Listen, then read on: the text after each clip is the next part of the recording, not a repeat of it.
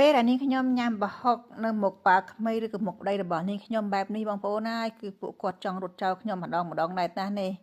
ដោយសារគាត់ថាក្លិនឈួលមែនទែនហើយជាពិសេសពេលដែលនេះខ្ញុំចំហុយក្លិនឈួលឡើងពេញផ្ទះពេញបន្ទប់ពួកគាត់ហ្មងហើយគាត់ថានេះខ្ញុំថាមិនក៏នេះខ្ញុំអាចញ៉ាំប្រហុកក្លិនឡើងឈួលខ្លាំងបានហេតុអីនេះខ្ញុំមិនអាចញ៉ាំប្រូម៉ាបានអញ្ចឹងណាដោយសារនេះខ្ញុំគឺអត់ចូលចិត្តញ៉ាំប្រូម៉ាបាសបារាំងទេបងប្អូនតែប្រហុកយើងរៀងក្លិនបន្តិចមែនប៉ុន្តែឆ្ងាញ់បងប្អូនគឺចូលចិត្តណាស់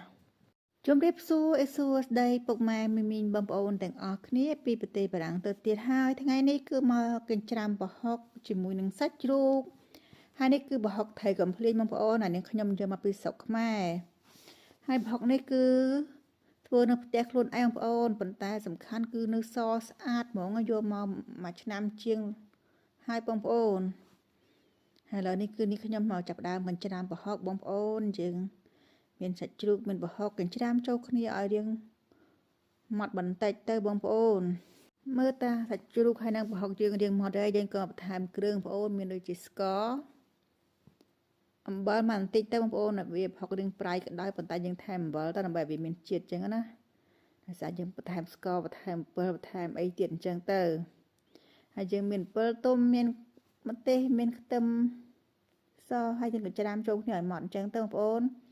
បន្ទាប់មកយើងក៏ដួសដាក់ចានមួយទៅដើម្បីលាយគ្រឿងបន្ថែមទៀតហើយយើងគិតថាអំបិលទុំវារៀង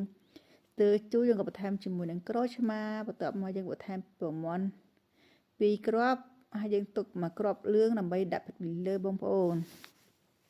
ហើយយើងកូរសម្បល់វាចូលសព្វគ្នាល្អទៅបងប្អូន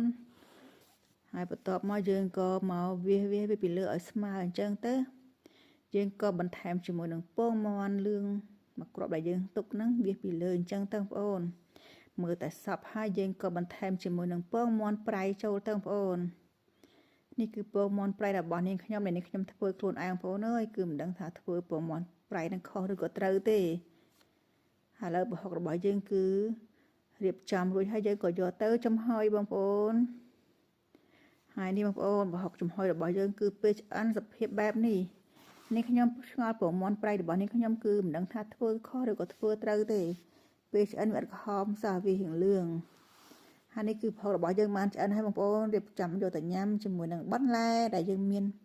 ប៉ុន្មានគឺញ៉ាំប៉ុណ្ណឹងទៅបងប្អូនគឺស្រុកនេះយើងមិនសូវស្រួលបន្លែទេ